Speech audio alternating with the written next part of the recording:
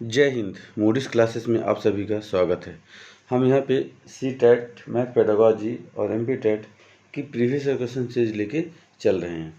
यहाँ पर जो 2014 से 2024 के बीच में क्वेश्चन आए हुए हैं सी टेट के, वो सभी क्वेश्चन हम लेके आपके सामने प्रस्तुत हुए हैं। इसके पहले हमने 23 वीडियो अपलोड कर दिए हैं।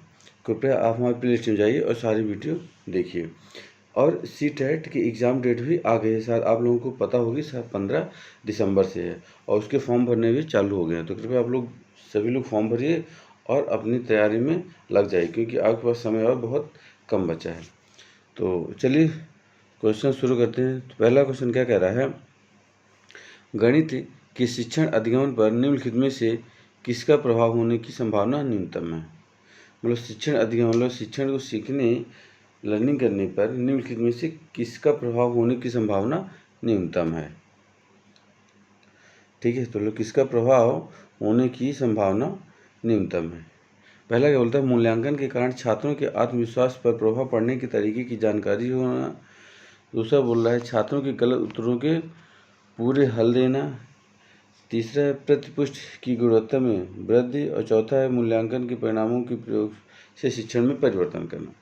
देखिए, इसमें प्रभाव होने का गणित शिक्षण है कि सबसे न्यूनतम प्रभाव किसका है, संभावना किसकी है। इसमें क्या होता है कि गणित के शिक्षण पर छात्रों के गलत उत्तर के पूरे हल देने की संभावना न्यूनतम है। छात्रों के गलत उत्तरों के पूरे हल देने की संभावना क्या है, इसमें सबसे न्यूनतम है। ठीक है, तो इस चीज़ को आपको याद रखना है। ठीक है, चलिए नेक्स्ट क्वेश्चन देखते हैं क्या कह रहा है। रोहित ने अनुभव किया कि वर्ग एक समचतुर्भुज और एक आयत दोनों ही है। मतलब क्या रोहित क्या बोलता है, रोहित ने क्या किया है कि अनुभव किया है कि वर्ग एक समचतुर्भुज और एक आयत दोनों ही है। वह वैन हेले के मानस चिंतन की कौन सी चरण का है। देखिए, मैंने आपको वैन हेले के बारे में कई बार लगभग हर वीडियो में आपको बताया हुआ है। तो इसमें अगर जब भी किसी भी दो चित्रों की या आकृतियों की बारे में क्या करें, बारे में बताए, तो हमेशा वह क्या होता है, वह उसके संबंध के बारे में बता रहा है। मतलब दोनों बीच में क्या संबंध है। तो आपको ऑप्शन नंबर कौन सा हो जाएगा, आपका ऑप्शन नंबर पहला राइट हो जाएगा। मतलब रोहित के अनुभव किया कि वर्ग एक समचतुर्भुज है और एक आयत दोनों ही है। यह वैन हेले के मानस चिंतन के स्तर 2, मतलब स्तर 2 संबंध का है। ठीक है, संबंध पर है। ठीक है, तो इस चीज़ को आप याद रखिएगा। चलिए नेक्स्ट क्वेश्चन क्या कह रहा है, किन्हीं दो पूर्ण संख्याओं का योग एक पूर्ण संख्या होता है। क्या बोलता है कि किन्हीं दो पूर्ण संख्याओं का योग एक पूर्ण संख्या होता है। ये क्या होता है, पूर्ण संख्याओं के इस गुण को इस प्रकार उल्लेखित किया जाता है। तो ये किसकी परिभाषा हो गई, किसकी डेफिनेशन हो गई कि किन्हीं दो पूर्ण संख्याओं का ये योग एक पूर्ण संख्या होता है। यह होता है क्या है, समवरक गुण। ऑप्शन नंबर 3 आपको याद रखना है। इस चीज़ को आपको बिल्कुल याद रखना है, क्योंकि ये सारी चीज़ आपको याद रखने वाले हैं। इस चीज़ को आप कैसे हल नहीं कर, मतलब हल कर सकते हैं, लेकिन आपको इसको थ्योरी याद रखनी पड़ेगी। किन्हीं दो पूर्ण संख्याओं का योग क्या होता है, एक पूर्ण संख्या होता है। बच्चों को भिन्न की संकल्पना पढ़ाने के लिए निम्न में से क्या अत्यंत उपयुक्त है। देखिए, जब भी हम ऐसे क्वेश्चन के बारे में पढ़ते हैं कि बच्चों से रिलेटेड कि भिन्न की संकल्पना पढ़ाने के लिए निम्न में से क्या अत्यंत उपयुक्त है, तो उसमें क्या है, संख्या चार्ट, क्विज़र छड़े, गिनतारा और जियो बोर्ड। तो इसमें अत्यंत उपयुक्त कौन सा है, जो कि बच्चों की भिन्न की संकल्पना को पढ़ाने के लिए आ सके, वो होता है क्विज़र छड़े, क्विजिनेयर छड़े। चलिए नेक्स्ट क्वेश्चन देखते हैं क्या कह रहा है। निम्न कथनों में से किसमें संख्या 3 का प्रयोग क्रम सूचक भाव में हुआ है। देखिए, हमें यहाँ पे क्या बोला है, क्रम सूचक भाव। क्रम सूचक भाव में क्या होता है कि हम एक क्रम के रूप में किसी भी चीज़ को बताएंगे। तो पहला क्या होता है, प्रत्येक समूह में 3 टीम सदस्य हैं। दूसरा क्या बोलता है, एक डिब्बे में 3 पेंसिलों के कई समूह हैं। तीसरा बोलता है मैं इस इमारत की तीसरी मंजिल पर रहता हूँ। चौथा बोलता है इस घर में 3 कमरे हैं। देखिए, इसमें सबसे जो क्रम सूचक भाव की संख्या है वो ऑप्शन नंबर 3 है। क्यों? क्योंकि मैं इस इमारत की, मतलब जो इमारत है ये वाली, इसकी मैं तीसरी मंजिल पर रहता हूँ। ठीक है, तो इस चीज़ को आपको याद रखना है। तो इस प्रकार क्या होता है कि मैं इस इमारत की तीसरी मंजिल पर रहता हूँ। इस कथन में क्या है कि संख्या 3 का प्रयोग क्रम सूचक भाव में हुआ है। जो ये संख्या 3 आपकी दी गई है वो क्रम सूचक भाव के रूप में दी गई है। चलिए नेक्स्ट क्वेश्चन देखिए। शुद्ध कथन को पहचानिए। शुद्ध कथन क्या है? पहला बोल रहा है, मतलब इसमें ऑप्शन कौन सा सही है? परिमाप और क्षेत्रफल का मात्रक समान होता है। परिमाप और क्षेत्रफल का मात्रक समान होता है, बिल्कुल गलत। ये शुद्ध कथन नहीं है, पहला ऑप्शन गलत हो गया। दूसरा बोलता है किसी आकृति का आकार उसके परिमाप का निर्धारण करता है, बिल्कुल सही है। जो भी आकृति होगी उसका क्या होती है, वो इसका परिमाप बता देती है, बिल्कुल सही। तो ऑप्शन नंबर 2 आपका यहीं पे सही हो गया। फिर भी नेक्स्ट ऑप्शन देखते क्या होता है। यदि दो आकृतियों का क्षेत्रफल समान है तो उनका परिमाप समान होगा। दो आकृतियों का क्षेत्रफल समान है तो परिमाप समान कभी नहीं होता है, ये भी ऑप्शन गलत हो गया। चलिए चौथा देखते हैं। यदि दो आकृतियों का परिमाप समान है तो उनका क्षेत्रफल समान होगा, ये भी ऑप्शन आपका गलत है।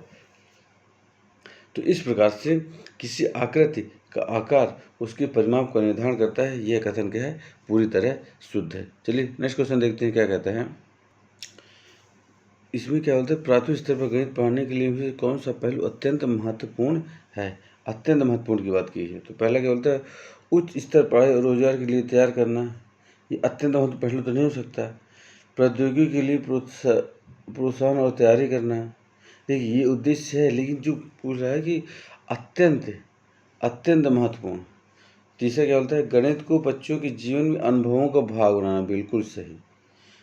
मतलब जो है कि जीवन में जो बच्चे क्या करेंगे, मतलब उनको अनुभव कैसे मिलेगा, तो गणित का मेन उद्देश्य क्या होना चाहिए, अत्यंत महत्वपूर्ण कारण क्या होना चाहिए कि गणित को बच्चों के जीवन में के अनुभवों का क्या होना है, भाग होना। बिल्कुल सही, ऑप्शन नंबर 3 आपका बिल्कुल राइट होगा। चलिए नेक्स्ट क्वेश्चन देखते हैं क्या कह रहा है।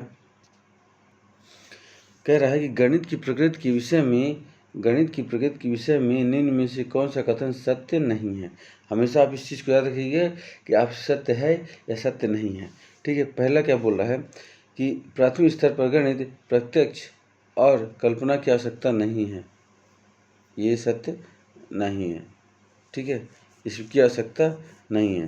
प्राथमिक स्तर पर गणित प्रत्यक्ष और कल्पना की आवश्यकता नहीं है, ये बिल्कुल ये सही है, ये सही है। इस उसमें क्या पूछा है, कौन सा सही नहीं है, ये तो सही हो गया। दूसरा क्या बोलता है, गणित की में विचारों की सही संचालन के लिए विशेष शब्दावली का प्रयोग होता है। गणित में विचारों के सही संचालन के लिए विशेष शब्दावली का प्रयोग होता है, बिल्कुल सही है, ये भी कथन सही है। तीसरा बोलता है गणितीय ज्ञान की संरचना में तर्क कौशल महत्वपूर्ण है। गणितीय ज्ञान की संरचना में तर्क कौशल महत्वपूर्ण है, ये सत्य नहीं है। क्यों? क्योंकि गणितीय ज्ञान की संरचना में तर्क कौशल महत्वपूर्ण नहीं है। ठीक है, तो ये आपका यह कथन सत्य नहीं है। ठीक है, तो ऑप्शन नंबर 3 आपका राइट हो जाएगा। चौथा क्या बोलता है, गणितीय संकल्पना की प्रकृति श्रेणीबद्ध है, ये भी सही है। तो आपका ऑप्शन नंबर 3 क्या हो जाएगा, इस मतलब कौन सा सही नहीं है, ये ऑप्शन गणितीय संरचना ज्ञान की संरचना के लिए तर्क कौशल महत्वपूर्ण है। ठीक है, इस चीज़ को आप याद रखिए। चलिए नेक्स्ट क्वेश्चन देखते हैं क्या कह रहा है। प्राथमिक स्तर पर त्रिभुजों की अवधारणा का परिचय देने के संबंध में शुद्ध कथन को पहचाने। देखिए यहाँ भी आपसे शुद्ध कथन पूछ रहा है। प्राथमिक स्तर पर त्रिभुजों की अवधारणाओं का परिचय देने के संबंध में शुद्ध कथन को पहचानिए। पहला क्या बोला है कि बच्चों के समक्ष विभिन्न प्रकारों के त्रिभुज प्रस्तुत किए जाने चाहिए, परंतु अन्य आकृतियों से दूर रखना चाहिए। बच्चों के समक्ष विभिन्न आकार के त्रिभुज प्रस्तुत किए जाने चाहिए, परंतु अन्य आकृतियों को दूर करना चाहिए। ये तो बिल्कुल ऑप्शन गलत हो गया। क्यों भाई, अन्य आकृति क्यों दूर रखोगे? दूसरा बोल रहा है बच्चों के समक्ष सभी प्रकार के त्रिभुज व अन्य आकृतियाँ भी प्रस्तुत करनी चाहिए। बिल्कुल सही है। हमें त्रिभुजों के अलावा उनके सामने अन्य आकृतियों को भी क्या करना चाहिए, प्रस्तुत करना चाहिए, जिससे क्या होगा, उनकी अवधारणाओं का विकसित होगी और उनसे वो परिचित होंगे। तीसरा क्या बोलता है, सबसे पहले त्रिभुज की परिभाषा दी जानी चाहिए। ये तो कोई ऐसा नियम नहीं है कि पहले आप त्रिभुज पढ़ाएंगे फिर चतुर्भुज पढ़ाएंगे, ठीक है। तो ये भी आपका क्या शुद्ध कथन नहीं है। और चौथा क्या बोल रहा है, संभ्रांति से बचाने के लिए बच्चों को केवल समबाहु त्रिभुज ही प्रस्तुत किया जाए। बिल्कुल गलत। ऑप्शन नंबर 4 भी बिल्कुल गलत है। केवल जहाँ शब्द हो जाए तो अधिक से अधिक वो चीज़ें आपकी क्या होती हैं, गलत मानी जाती हैं, ठीक है। तो चलिए, आपका ऑप्शन नंबर 2 सही होगा। नेक्स्ट क्वेश्चन क्या कह रहा है, 5 क्रमागत संख्याओं का योग 20 है, प्रथम 3 क्रमागत संख्याओं का योग क्या होगा। चलिए, इस तरह क्वेश्चन मैंने आपको प्रीवियस सीरीज में बता चुका है, जो सीरीज हमारी चल रही है प्रीवियस वीडियो में, तो कृपया आप जाइए और उन सारी वीडियो को देखिए। मैं आपको बता रहा हूँ कि ये सीरीज आपके लिए बहुत ही महत्वपूर्ण है। ये पूरा निचोड़ है जो सी टेट में क्वेश्चन आए हुए हैं और एमपी टेट में, बिल्कुल ये इसका निचोड़ क्वेश्चन मैं आपको बता रहा हूँ। मैं यहाँ से आपका कम से कम 27 से 29 के बीच में कहीं नंबर नहीं है, 30 में 30, अगर आप ये पूरी सीरीज लगा लेते हैं। तो चलिए क्वेश्चन में पहुँचते हैं। क्या बोल रहा है कि 5 क्रमागत सम संख्याओं का योग, क्रमागत संख्याओं का योग, सॉरी सम नहीं, क्रमागत संख्याओं का योग। तो मैंने आपको बताया है, जब भी ऐसे पूछे तो आप उसको क्या आपको मानना पड़ेगा। 5 क्रमागत सम संख्याएं, तो क्या मान ली, पहले x plus 1, x plus 2, x plus 3 और x प्लस 4, ठीक है। इनका कितना योग हो गया, 20। सबको ऐड कर दीजिए। क्या बोला, योग बोला है ना, सभी को ऐड कर दीजिए। तो कितना आ गया, x 1 2 3 4 5, 5x प्लस 1 2 3 3 3 6 6 4 10। तो x की वैल्यू कितनी आ गई यहाँ पे, ये 10 सीधा जाएगा तो 20, तो कितना हो जाएगा, 10 हो जाएगा। और x बराबर क्या हो जाएगा, 10/2, तो कितना आ गया, 10/5 इक्वल टू x बराबर क्या आ गया, 2 आ गया। तो फिर क्या पूछा वो, x बराबर कितना आ गया आपका, x बराबर आ गया 2, याद रखिएगा, ठीक है। नेक्स्ट पेज में लिखते हैं। तो प्रथम 3 क्रमागत सम संख्याओं का पूछा है। तो प्रथम 3 का क्या था, x प्लस 1 और x प्लस 2। इसका कितना था, 2 था, 2 plus 2 plus 1 plus 2 plus 2। X की हमारा जैसे भी क्या कर दिया, ऐड कर दिए, कितने का, 2 2 4 2 6 2 8 और 9 आंसर हो जाएगा आपका। तो यहाँ पे ऑप्शन नंबर कौन सा आपका, ऑप्शन नंबर 4 आपका राइट हो जाएगा, ठीक है। तो इस तरह से क्वेश्चनों को आपको हल करना है। चलिए नेक्स्ट क्वेश्चन देखते हैं क्या कह रहा है। एक वर्ग के रूप में तार 144 सेंटीमीटर का क्षेत्रफल घेरती है, ठीक है। 144 वर्ग सेंटीमीटर की क्या अपने पास तार है जो वर्ग के रूप में है, इतना क्षेत्रफल घेरती है। यदि इसी तार को, मतलब जो 140 वर्ग सेंटीमीटर तार है, इसी तार को आयत के रूप में मोड़ा जाए, तो जिसकी लंबाई 16 सेंटीमीटर, मतलब जो आयत की लंबाई क्या है 16 सेंटीमीटर है, तो कितना क्षेत्रफल घेरा जाएगा। चलिए ठीक है, देखते हैं क्वेश्चन क्या कह रहा है। देखिए इसमें क्वेश्चन है छोटा सा, लेकिन इसमें आपको क्या क्षेत्रफल भी निकालना पड़ेगा, किसका, वर्ग का क्षेत्रफल भी निकालना पड़ेगा, इसकी भुजा भी निकालनी पड़ेगी और परिणाम निकालना पड़ेगी। जब आप ये तीनों चीज़ निकालेंगे तब जाके आप क्या कर पाएंगे, तब जाके आप इस आयत का के रूप को लो के उसकी वैल्यू निकाल पाएंगे, तब आप इसको आयत का क्षेत्रफल निकाल पाएंगे। क्यों, क्योंकि हम क्या पूछा है, उसका क्षेत्रफल पूछा है ना। चलिए इसको सॉल्व करके देखते हैं क्या कहता है। देखिए क्या पहले क्या पूछा, वर्ग के रूप में 140 वर्ग सेंटीमीटर क्षेत्रफल घेरती है। तो वर्ग का क्षेत्रफल क्या होता है, भुजा स्क्वायर बराबर क्या कितना दिया 140, तो स्क्वायर अंडर रूट में जाएगा, क्या आ जाएगा, ए इक्वल टू अंडर रूट 140। तो ए बराबर कितना आ गया 12, भुजा कितनी आ गई वर्ग की 12। अब ये क्या आ गया आपका क्षेत्रफल आ गया, क्षेत्रफल से क्या निकल गया, भुजा निकल गई। अब भुजा से क्या निकलना, परिमाप निकालना है। तब तो हम भाई जब हमको परिमाप प्राप्त होगा तभी तो हम फिर आयत का क्या निकाल सकते हैं, लंबाई तो दिया है तभी तो चौड़ा निकाल पाएंगे, ठीक है। तो परिमाप क्या हो जाएगा, वर्ग का परिमाप क्या हो जाएगा, वर्ग का परिमाप। देखिए राइटिंग बहुत गंदी है तो कृपया उस पर मत जाइएगा। 4 इक्वल टू क्या होता है, 4 की वैल्यू कितनी है, 12, कितना हो गया, 22 को 48। इस वैल्यू को आप याद रखिएगा। क्या हो गया, वर्ग का परिमाप कितना हो गया, 48 हो गया। ठीक है, तो हम नेक्स्ट पेज में इसको सॉल्व करते हैं। अब हमको क्या बोला है वो कि आयत का परिमाप क्या होगा, मतलब क्षेत्रफल क्या है, आयत का क्षेत्रफल हमको ज्ञात करना है। तो क्षेत्रफल निकालने के लिए हमको क्या चाहिए, लंबाई गुणा चौड़ाई। आयत का क्षेत्रफल क्या होता है, लंबाई गुणी चौड़ाई। लंबाई तो हमें दिया हुआ कितना, 16, लेकिन चौड़ाई हमको ज्ञात करना है, इसको x मान लेते हैं। ठीक है, अब ये चौड़ाई कैसे निकलेगी, आयत के परिमाप से। परिमाप क्या होता है आयत का, परिमाप क्या होता है, 2 गुणे लंबाई धन चौड़ाई, 2 गुणे लंबाई धन चौड़ाई।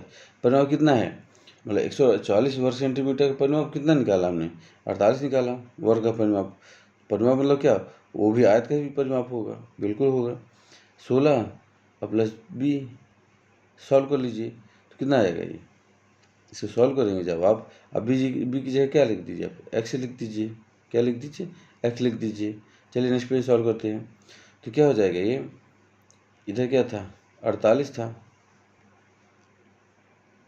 सॉरी इधर क्या था, 40 इक्वल टू 260 प्लस बी है एक्स, क्या था, एक्स था।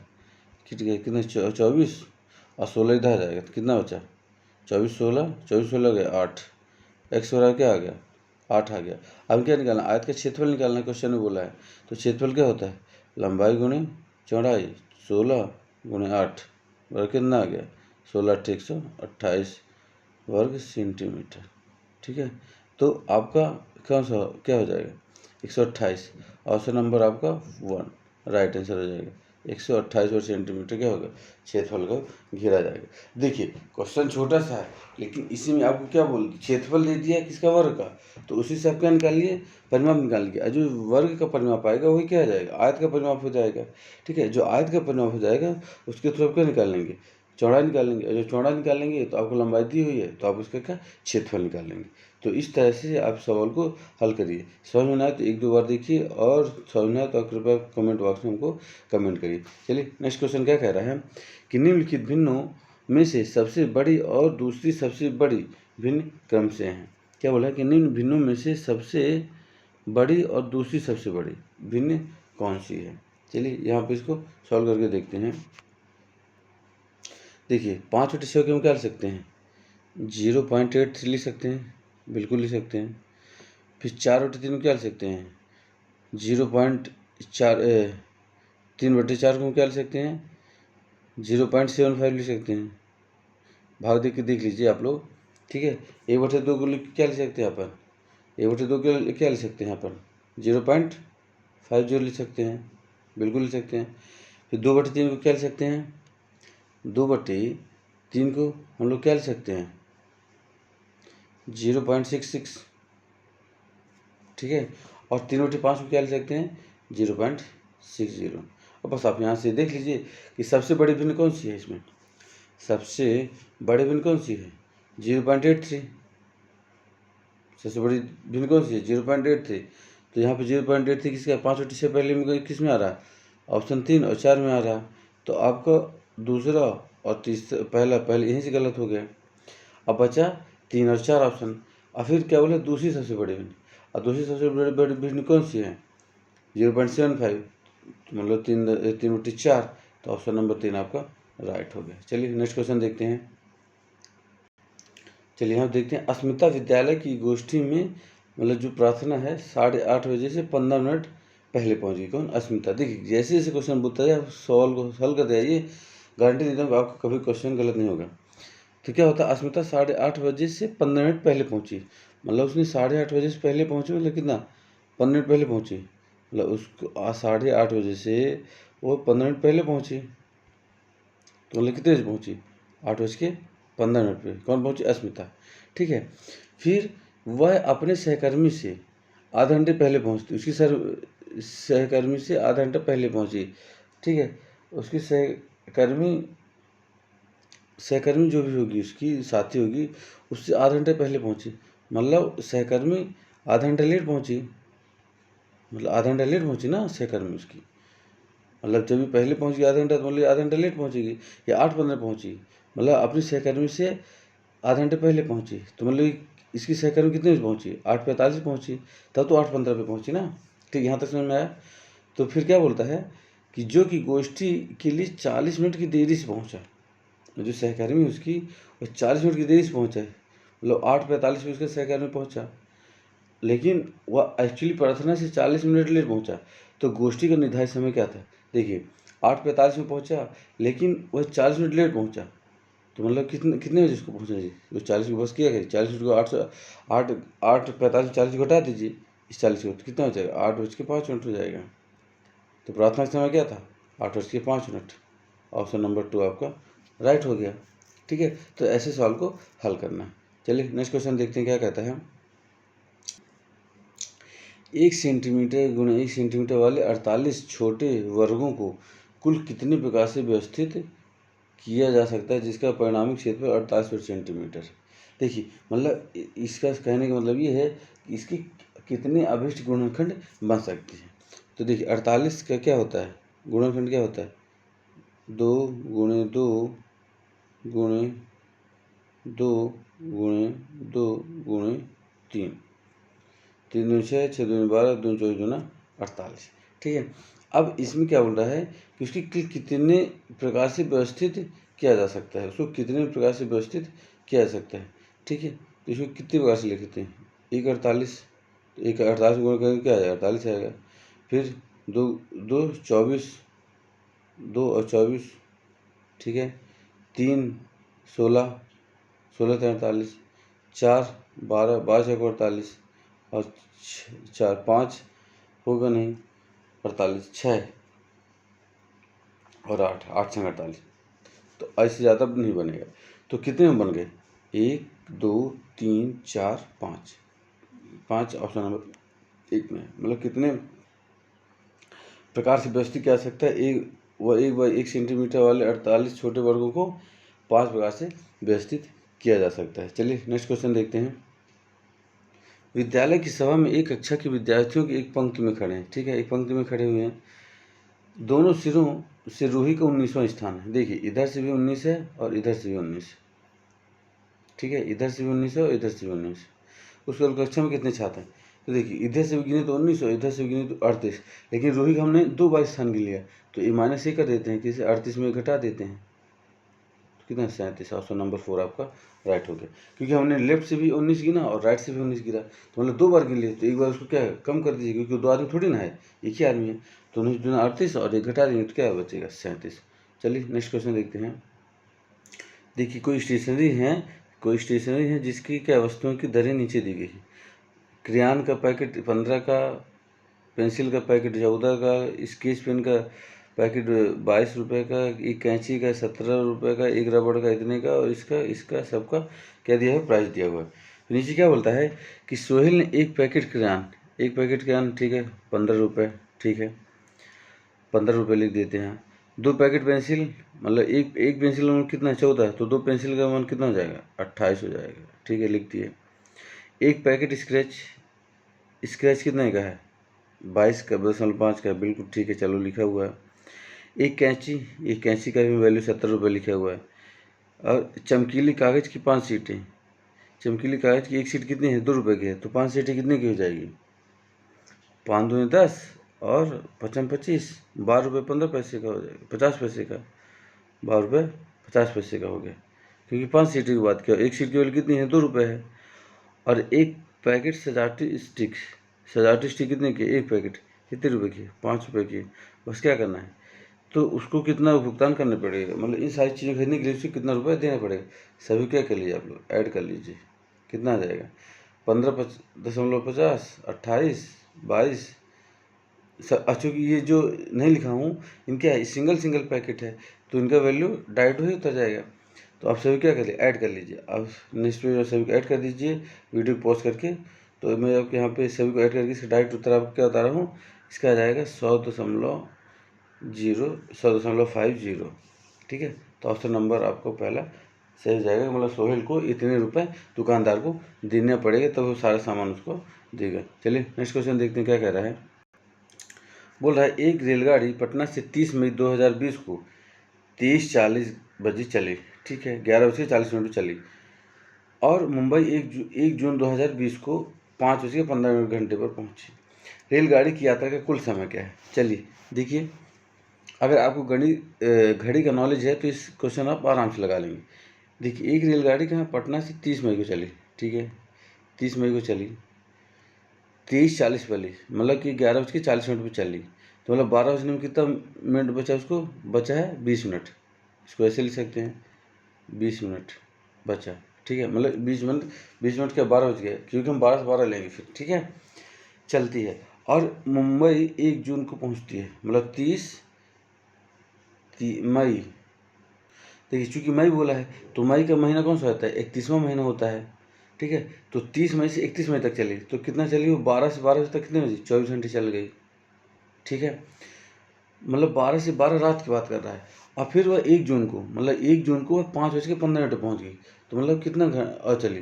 मतलब 12 बजे से 12 कितना हो गया? 24 घंटा हो गया।